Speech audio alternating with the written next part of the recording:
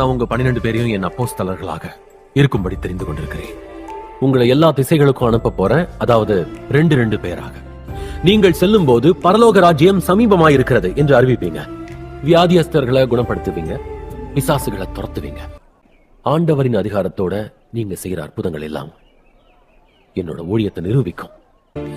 நீர் நடத்திடும் விதங்களை சொல்ல